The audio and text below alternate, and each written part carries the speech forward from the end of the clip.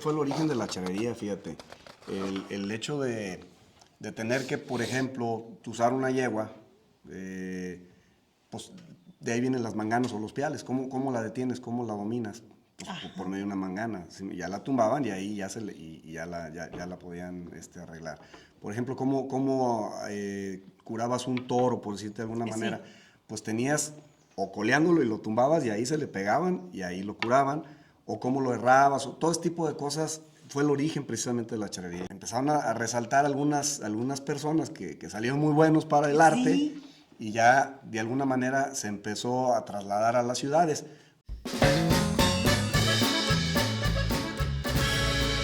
¿Qué tal, amigos? ¿Cómo están? Qué gusto saludarlos. Bueno, yo quiero platicarles que me encuentro visitando un lugar extraordinario. Nos encontramos por acá en Jalisco, un lugar bellísimo, pero bueno, anduvimos hace unos días en Lagos de Moreno y ahora nos pasamos acá para San Juan de los Lagos, que estamos muy cerquita y estamos en la hacienda El Aito. ¿Sí lo mencioné bien? Sí, ¿verdad? El Aito. Sí. Y es que, bueno, quiero presentarles a quienes el día de hoy me acompañan y me hacen el favor de brindarme su tiempo para esta entrevista. Yo quiero presentarles aquí a Ernesto Cermeño. Hola, ¿cómo estás? Bienvenidos a su casa. Muchísimas gracias, señor Ernesto, por recibirnos, por permitirnos el ingreso, que ahorita les vamos a platicar bien sobre el lugar donde estamos aquí cómodamente sentados y ya lo habíamos tenido en un video, tuvimos el honor de grabar con usted también de hace algunos meses ya, ¿verdad? Ya, casi un año. Jorge Serrano. ¿Cómo está? Serrano. ¿Cómo le ha ido? Muy bien, muy bien. De verdad me da muchísimo gusto que nos puedan recibir. Y ahora sí, todo suyo el micrófono, platíquenos dónde nos encontramos en este momento. Bueno, les voy a platicar un poquito. Aquí es la ex hacienda de Aito. Es municipio de San Juan de los Lagos, como bien comentaste, está prácticamente entre San Juan y Lagos. Muy cerquita, ¿verdad? Muy cerquita, estamos de hecho estamos en el lindero, en la línea, digamos, divisoria, dijeron un comediante por ahí, ¿no? Entre San Juan y Lagos, precisamente. Es una hacienda que ya tiene mucha historia, más de 300 años, de hecho en la familia, desde prácticamente todo el tiempo. Y bendito sea Dios, pues hemos tenido la dicha de seguirla conservando aquí dentro de la familia Cermeño. Y bueno, hablando de la hacienda que guarda mucha historia, y lo comentábamos en un anterior video que los invito para que lo vean, hablábamos de la maravilla de que siempre ha estado en la familia Cermeño, siempre han sido los dueños, ¿verdad? Una hacienda que a pasar de los años y los años la siguen manteniendo en la misma familia y que eso es algo pues muy interesante. Sí, fíjate que hoy día es algo bien complicado porque son tapias viejas, como dicen por ahí, y conservar la infraestructura como hasta hoy día se ha conservado, pues ha sido un esfuerzo de muchos años y de muchas familias y de muchas personas. Sí. Pero bendito sea Dios, pues mira, sigue en la familia, esperemos en Dios que siga un buen ratito y pues tratando precisamente de conservar esa tradición y ese legado que nos dejaron nuestros ancestros, ¿no? De alguna otra manera. Y una responsabilidad, ¿no? De continuar cuidando este espacio. Totalmente. Sí. Yo creo que cuando naces aquí, creces aquí, te desarrollas aquí, pues aprendes a tenerle un cariño a las piedras, ¿no? Y a los adobes y a todo. Sí. Y llega un momento en que parte de tus ingresos, parte de tu, ahora sí que de tu día a día, pues se lo inviertes aquí, se lo tienes que meter porque si no, pues las cosas se caen, ¿no? Las cosas por sí solas no se pueden sostener al final del día, ¿no? Entonces sí tratamos de conservar lo mejor que se pueda. Hay situaciones de repente que se presentan, pero a manera de lo posible sí tratamos de conservar lo mejor que se pueda. No, y vaya que sí lo conservan, porque de hecho donde nos encontramos ahorita me dicen eran las trojes, aquellos lugares donde guardaban las cosechas. Así es. Sí, y ahora lo tienen ustedes remodelado y pues está bellísimo cómo lo han arreglado desde que vemos las paredes, cómo las han, pues tienen todas estas cabezas que son de diferente ganado. Fíjate que esta es la última cosecha del año pasado. No te creas. Ay, ¿cómo estuvo eso? ¿Yo así qué? No, esa era una broma que hacía mi papá muy seguido, pero que en paz descanse. La verdad es que es un estilo como muy cermeño, ¿no? Como muy cermeño Vega. Hay gente que le gusta, hay gente que no le gusta, hay gente que dice todo amontonado, se ve muy feo. Pero es un estilo que, bueno, traemos nosotros desde nuestros ancestros y a nosotros nos ha gustado conservarlo como es y como está, ¿no?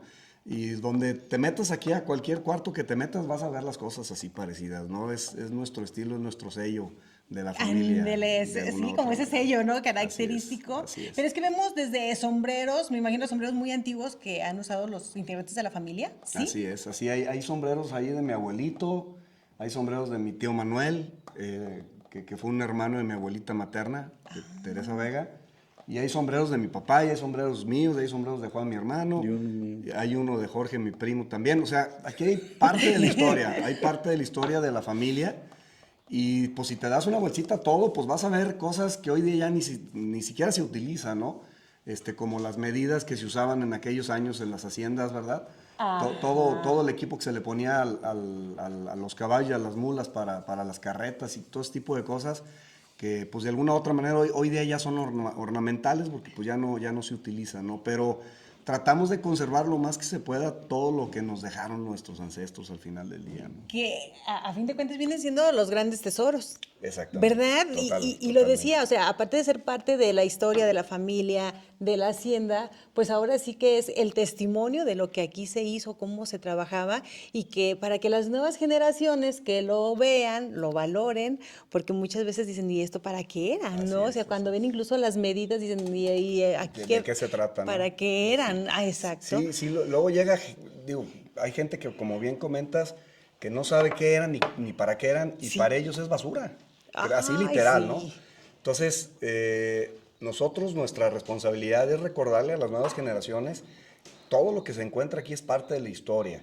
Y para mucha gente probablemente no tiene valor, o para mucha gente probablemente quizás es basura, pero para nosotros es un tesoro al final del día, y por eso lo conservamos, ¿no? Y mucha gente que probablemente no sabe ni siquiera del tema, viene y lo admira, Sí. porque es algo, digamos, fuera de lo común al final del día. Entonces, como bien comentabas, por ejemplo, en esta bodega, en aquellos años, aquí llegaron a vivir 50 familias en la hacienda. En la de Laito. hacienda. Entonces, era una hacienda que tenía prácticamente digamos, todas las necesidades que existían en su momento o que se ocupaban, ¿no? Teníamos una fragua donde se hacía la herrería, partiendo de las cerraduras de los caballos, y adicional todo lo demás, ¿no? Ahí arreglaban las carretas, ahí arreglaban todo lo que se necesitaba, porque así se usaba en aquel tiempo, ¿no? Sí. Esta bodega, por ejemplo, era la bodega donde se almacenaba el maíz, la cosecha del maíz. Entonces, pues en aquellos años no era como hoy día, que llegaban los camiones y se los llevaban, ¿no? Exacto. En aquel tiempo se acumulaba el maíz, ya era parte del consumo de día a día, de la gente que vivía aquí y del ganado que se tenía aquí en esta parte. Entonces, se ocupaban grandes bodegas. Hoy día, pues ya se le dio otro uso. Otro uso. Al final del día, que creo yo que está muy, muy bien utilizado. Sí. No sé el día de mañana qué uso le vayan a dar la gente que viene más adelante, ¿no? Pero hoy día se le dio otro uso. Aquí tenemos un salón con un sillero anexo. Sale y como te comento, pues llega mucha gente y como que dice, oye, pues está padre, la verdad está original al final del día. Bastante. ¿No? Entonces yo creo que ese es de lo que se trata, ¿no? Aprovechar lo que hay, darles usos nuevos al final del día, pero aprovecharlos. Esa es la idea al final. Y lo vemos así con estas mesitas. ¿Esto fue idea de su papá, me decía? Sí. Mi papá era como muy creativo y siempre fue muy social, y muy bohemio. Entonces, alguna vez, quiero pensar que esta fue la primera mesa que compró. Son mesitas típicas de las cantinas de las películas de Pedro Infante y de Jorge Negrete y todo. Nos remontan a aquellas épocas, sí. Exacto. Y después mandó a hacer esas otras con la misma, digamos, con las mismas figuras y todo. Entonces, por eso decimos que aquí es el bar, que por cierto se llama el Rebozo, y tenemos el sillero, que en su momento pues también lo aprovechamos, ¿no? Al final del día. Aquí anexo tenemos la oficina de mi papá, donde está el salón de trofeos y todo. Más adelantito, si hay oportunidad, lo vemos también. Pero cada espacio pues tiene su deber ser y su sentido, ¿no? Al final del día. Ahorita me mencionaba que está bautizado aquí como el rebozo. Platíquenos un poquito de la historia, porque no vamos a hablar de rebozos de los que usan las mujeres. Sí. Hablar del rebozo es hablar de un caballo que fue muy especial para su señor padre. Sí, mi papá en su época moza, por decirlo de alguna manera, tuvo una época muy, muy interesante en el tema de la charrería y fue muy popular en aquel tiempo el canónigo cerneño. Mucha gente no sabía ni cómo se llamaba, pero pues era el canónigo y todo el mundo lo conocía. Así es como lo conocían. Sí, todo el mundo lo conocía como el canónigo. Ahorita te platico una anécdota muy simpática, pero en los 60s, 70s, mi papá tuvo un nivel muy importante en el tema de las colas.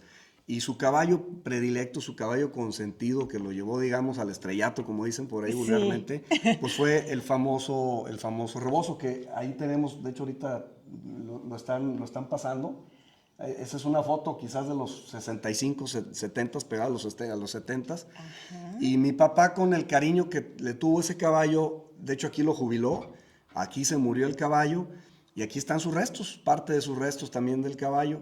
Entonces, guardando ese cariño y guardando ahora sí que esa admiración que le tenía a su caballo, pues decidió bautizar este saloncito, este rinconcito, como el Rincón del Rebozo, precisamente. Entonces, donde dice... Sí. Estaba muy chiquito, pero sí me tocó todavía. Sí, le tocó conocerlo. Sí, tiene vagos recuerdos todavía. Sí. Yo recuerdo a Neto montado en el rebozo. Pues quizás muy chico. Yo Tendría soy de unos 4 Timbiriche años. para acá, pero... O sea que casi nació en el caballo, o sea... Sí, papá... nosotros de chicos, a mí me tocó vivir aquí hasta los 7 años. Mis papás se casaron y se vinieron a vivir para acá. En casa somos 4. Entonces mis 2 hermanas y yo nos tocó vivir aquí en el rancho. Íbamos, mi mamá se levantaba muy tempranito y nos llevaba a la escuela, como está hoy día Jorge con su hijo. Y saliendo de la escuela nos veníamos en una lechera que hacía la ruta todos los días. Hacía la ruta para recoger la leche de aquí, de toda la zona. Entonces siempre nos regresábamos, comíamos en Lagos, a veces comíamos con mi tía Berta, que vivía muy cerca de donde nos recogían, a veces con mis abuelos maternos, a veces con otros tíos, pero siempre comíamos en Lagos y a las 4 de la tarde teníamos que estar ahí en una esquina específica y ahí nos levantaba la lechera y nos regresábamos a la... Y por ejemplo, bueno, hablamos de que su papá, pues un gran charro, se le dio, aparte él traía porque triunfó. Ahorita me platicaban una anécdota que no sé si pudiéramos compartir parte de esa historia de que su papá fue de los elegidos para representar la charrería y salir del país. Y estamos hablando de los años que, ¿70s? Debió haber sido sobre los 70s.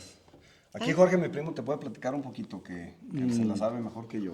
Más o menos calculo yo que haya sido sobre 1964. Ok. Cuando les tocó ir a Francia, a España.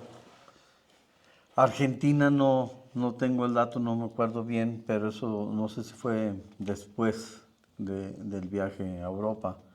Y se pudo llevar su caballo de aquí del rancho para dar las exhibiciones de colas allá en Europa, y tuvo la suerte de poder hacerlo, y aparte de desfilar en él en los Champs-Élysées allá en París y montar cerca de la Torre Eiffel, montado en su caballo aquí del rancho de Laito. Sí, y imagínense qué gran anécdota, ¿no? De poder viajar. ¿Estamos hablando del 64, nos decía? Más o menos 64, sí. Imagínense ustedes, amigos, en aquellos años viajar con un caballo, o sea, era algo, pues no tan sencillo, ¿no? ¿Cómo le harían para mandar el caballo? Bueno, la cuestión aquí es que primero tenías que ser exageradamente buen deportista para que le llamara la atención a la Federación Mexicana de Charros. No sé, en esos años se llamaba así la Federación Mexicana. Y luego esos viajes los pagaba el gobierno federal. Ok. Pero era un distintivo muy importante. Tenías que estar al top. Ser muy bueno. Muy bueno. Estamos hablando que, por ejemplo, hay unos excelentísimos familia charra, los Becerril, también fueron a Europa. Entonces, pues que te hayan llevado en esos viajes donde iban todas esas grandes personalidades de... Don Mariano Pedrero también. Mariano Pedrero, los hermanos Becerril, tantos grandes que han forjado la charrería moderna. Fíjate que, perdón, te voy a interrumpir, pero me platicaba mi papá que en esos viajes los acompañaba uno de los Aizar, de los hermanos Aizar. No me acuerdo cuál de ellos era, pero David, bueno, no sé si era David o el hermano, bueno, no recuerdo, pero me dice mi papá que ya era estrella, o sea, ya era muy conocido, pues, pero que era una persona súper correcta, o sea, no se tomaba una gota de alcohol, pero ni por amor de Dios, se cuidaba, todos los días salía a correr, o sea, que era muy, muy notable. Y pues la mayoría de los charros iban realmente a dar sus espectáculos y a conocer y a divertirse, pues la verdad que No, pues que no va a aprovechar, sí, ¿verdad? sí, pero siempre me decía que se lo cotorreaba, le decía, vente, vamos, mira, vamos con las muchachas, y no quería ni por amor de Dios el señor Sáizer, dice Es muy que era disciplinado. muy disciplinado, y te digo, ya era muy famoso, entonces la federación llevaba como tal un espectáculo, a dar a conocer el arte de la charrería, como tal, y como el deporte de la charrería. Entonces fueron a muchos lugares y dice mi papá que llenaban los lugares. En aquel tiempo no había tanta televisión, porque pues, quizás estaba apenas en ciernes el tema de la televisión y todo eso, y no había tanto espectáculo como el fútbol o como otro tipo de espectáculos que hay hoy día. Entonces la gente iba en vivo a ver precisamente los espectáculos que se presentaban. Y en honor a la verdad, el mexicano siempre como que somos bien recibidos en todos lados. Sí, Como sí que nos quieren, tenemos ¿verdad? Y el charro mexicano, que es el representante como tal del mexicano, pues ¿qué te puedo platicar? Sí. Entonces sí, tiene mi papá muchas anécdotas de sus viajes que tuvo la dicha de hacer, y entre esos pues ese viaje a Europa muy anecdotario para él, la verdad, muy bonita experiencia. No, pues imagínense ustedes, ¿no? Lo que representaban los charros en aquellos años, el llegar y verlos bien vestidos, ¿verdad? Correctamente con el traje charro, perdón, y llevar hasta sus caballos haciendo pues lo que sabían hacer, ¿no? Así es. Fue maravilloso. Los movían en barco. La ¿El verdad es caballo? que sí, los caballos duraban 2 meses en llegar. Pues el tiempo que llegaron duraron los españoles también, o inclusive quizás menos porque ya sabían las rutas, pero los caballos iban en barco. Y yo le preguntaba a mi papá alguna vez, le dije, oye papá, ¿y el caballo no llegó muy traqueteado? Me dice, no hombre, llegó gordazo porque les daban de comer muy bien y los atendían como si fueran princesas, la verdad. Y ya cuando llegaban a las sedes, por ejemplo en París, pues los mandaron a lugares muy específicos a que los cuidaran. Y me platicaba mi papá que no sé si en París o en no sé en qué país, les asignaron un cadete a cada caballo para que los cuidaran. Era su responsabilidad, el caballo de los charros. Entonces los cadetes se dedicaban de día y de noche a cuidar a los caballos. Entonces, ¿Qué dijo? ¿Lo cuida más que yo? Sí, definitivamente. Jorge ahorita nos platicará una anécdota cuando estuvo en París, que no conocía el caballo. Platícales, primo, ¿cómo estuvo el tema ese? Sí, por favor, Sí, pues, compártalo. el caballo llega y les dan asilo en donde está la policía montada de París, que es un edificio de 3, 4 pisos de alto, con rampas para subir los caballos.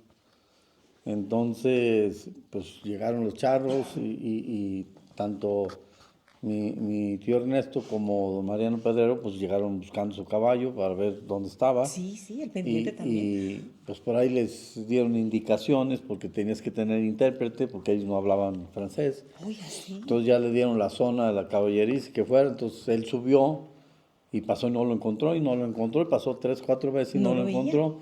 De lo cambiado que estaba de su color de pelo el caballo, lo gordo que estaba, lo bien cuidado. Hasta que se lo sacaron de la caballería y dijeron, esto es su hijo. Ah, caray. Como que sí se parece. Como que sí se parece. Pues eso habla de la seriedad que tenían en aquellos años los acuerdos estos internacionales. La federación respondía con el dinero de mandar a los charros, y allá los gobiernos que eran los anfitriones, pues les ponían todo el cuidado y hasta además un cadete para cada caballo. Usted duerme y vive aquí, me responde por la integridad de este caballo. El caballo es un animal muy delicado. Si no come y no bebe suficiente agua a su tiempo, puede sufrir cólicos, y un cólico en un caballo es la muerte. Sí. Entonces, de ahí el que les asignaran su cuidador personal mientras estaban pues las visitas en aquellos años. En aquellos años la charrería era un ambiente completamente familiar y de amistad. porque la tradición era, si tú salías a charrear a San Luis Potosí, te recibían los charros de San Luis Potosí, y ya sea que te organizaran la charreada primero y una comida después, o la comida, etcétera. Se acostumbraba al final de la charreada que cada capitán de cada equipo bailaba el jarabe tapatío con la reina de cada equipo en cuestión de sellar esta amistad.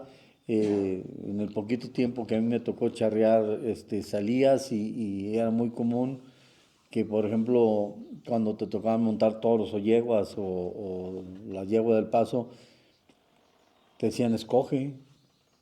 Ay. No te la asignaban, te decía escoge la que más le guste, si no le gusta aquí, allá tenemos más. Usted diga cuál quiere. Aquí no se limite. Aquí no sí. Entonces era muy padre,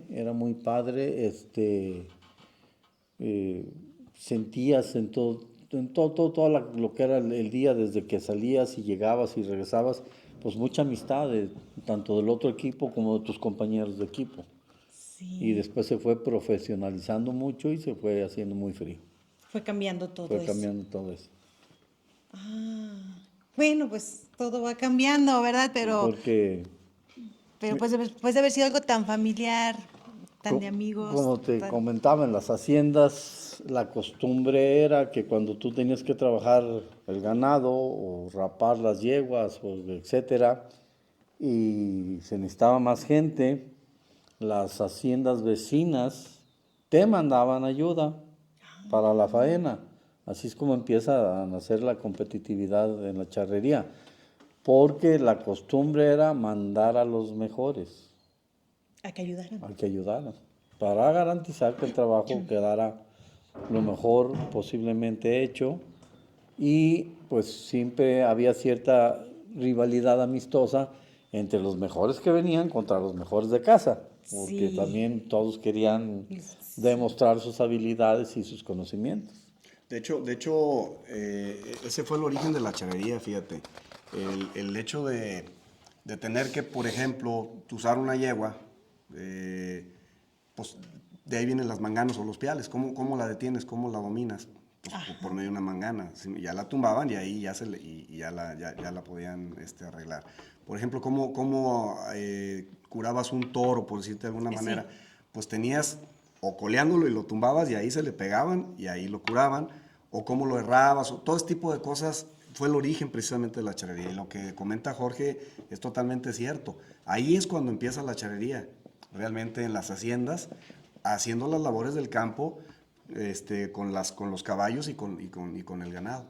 Después se empezaron a resaltar algunas personas que salieron muy buenos para el arte, y ya de alguna manera se empezó a trasladar a las ciudades. Cuando la gente de los ranchos, de las haciendas, emigran a las ciudades por los cambios económicos que hubo, pues la gente del rancho empieza a extrañar lo que hacían en los ranchos, y es cuando nacen los lienzos charros en las ciudades y las asociaciones charras y todo ese tipo de cosas que hoy día tenemos, ¿no? Pero todo fue el origen en las haciendas, precisamente trabajando los animales. O sea, todo era el trabajo. Lo que ahora vemos en las distintas suertes charras. Así es. Esto era para darle atención como es lo que decía, y me imagino ahorita no pasa alguien tumbando al toro y los demás lo agarraban ahí para que no se levantara, y era la coleada, ¿verdad? Sí, probablemente así nació el coleadero. La terna te lo garantizo, ¿no? Porque la terna es lazarlo de la cabeza, de las patas, tumbarlo. Y incluso hoy día, pues hay muchos lugares donde se sigue errando y se sigue señalando y se sigue vacunando precisamente de esa manera. Ya la mayoría de los ranchos pues ya tienen sus trampas, sus chut, para no dañar tanto a los animales, ¿no? De alguna u otra manera. Pero en honor a la verdad, de ahí viene precisamente el origen de la charrería. Qué interesante. Ahí difiero yo un poco. ¿Por qué? A ver, platíquenos, Jorge. Porque la manera más segura y más humana de trabajar una res es a caballo y con lazo. ¿Oh, sí? Claro. Las prensas que existen, los animales se golpean, se moretean de todos lados terriblemente. El problema es que ya no hay la gente que había en aquellos años. Tú tendrías posiblemente 20 vaqueros en la hacienda, y luego venían otros 20 ayudantes de unas y 20 ayudantes de las otras, y entonces se completaban las faenas porque gente sobraba y era gente experimentada. Como te comenté en los videos pasados, Es el arte de ser vaquero. Sí, es cierto. No podías ser de la noche a la mañana vaquero, te tenías que iniciar desde abajo y conforme ibas teniendo conocimientos y siendo sumamente hábil en esos conocimientos, te ibas quedando. Entonces, aquí va cambiando la cuestión porque la gente del campo empieza a migrar a las ciudades, sobre todo mucho cuando la Revolución Mexicana, Sí. y eso obliga a que mucha gente del campo extrañe y en las plazas de toros empiecen a practicar algo de charrería. En las plazas, mientras hicieron lo que ahora viene siendo Aquí en Lagos está una hacienda que es la hacienda madre, la más grande, Ciénega de Mata. Don Carlos Rincón Gallardo, propietario de esa hacienda, es el que escribe el libro El Charro Mexicano y el que hace el primer reglamento charro de competencia. Interesante. Pero bueno, pues es que hablemos de que toda esta zona se ha caracterizado por tener muy buenos charros. Como te decía, esta zona de aquí de Lagos se le puede llamar la cuna de la zona vaquera y eso hacía que hubiera pues gente con muchos conocimientos, muchas habilidades Sí. y había muchísimo ganado. De aquí casi te garantizo que en la mayoría de las haciendas había un lote, pues mínimo de 50 yeguas para producir mulas. Uy. Y muchas se mandaban hasta Nuevo México con una calidad genética extraordinaria. Tenían sobreprecio las mulas de esta zona allá en Nuevo México, porque el oeste americano se conquistó en mula, no se conquistó a caballo. Ándele. O sea, no confundamos. Sí, las carretas de los pioneros, cuando utilizaron bueyes, se morían muy seguido, no aguantaban las jornadas, los caballos también, y si tú sigues la ruta del pionero americano, te vas a encontrar muy pocas mulas muertas a comparación de la cantidad de caballos muertos y bueyes, porque la mula te aguanta el doble de trabajo con la mitad de comida y la mitad de bebida que un caballo o un buey. Entonces había una demanda terrible. Me acuerdo que me platica don Joaquín Pedrero, que también ellos en la hacienda producían muchas mulas. Es más, el papá quería producir más mulas que caballos. Entonces ellos escondidas sacaban una que otra yegua y se la echaban a un caballo para que nacieran potrillos y luego ellos tener caballos para montar, porque el papá quería billete, porque Pues las sí, mulas es lo que tenía más valor en aquellos años. Y lo que la gente más buscaba para el trabajo. Sí, entonces era donde estaba el dinero, entonces ellos tenían que hacer trucos para que... y luego ya confesar que papá yo la separé, porque si no, pues... ¿Cómo pasó esto? ¿Cómo pasó esto? Entonces aquí en la hacienda de Laito siempre hubo mucho arraigo por producir una caballada buena. También tenían la parte de las mulas, pero sí, las cabezas, mi abuelo Juan, el tío Manuel, sumamente apasionados del caballo. Por eso no lo pudieron heredar a nosotros. Exactamente. Wow, amigos, pues muchísimas cosas más que seguirles platicando, pero lo vamos a dejar para un siguiente video, así que les invito a que no se suscriban al canal, suscríbanse, activen la campana para que sean los primeros en recibir los siguientes videos que estaremos llevándoles acá desde la hacienda. Y agradecerles, gracias por esta plática, pero sí entretenida, de verdad nos tienen así con la boca abierta, porque de ustedes aprendemos muchísimo. Y esa es la idea de hacer estos videos, seguir aprendiendo cada día cosas que a veces creemos que son cosas pasadas, pero que siempre nos van a dejar algo bueno, ¿verdad? Así es. Muchísimas gracias, amigos. No nos despedimos porque seguimos acá grabando más para ustedes.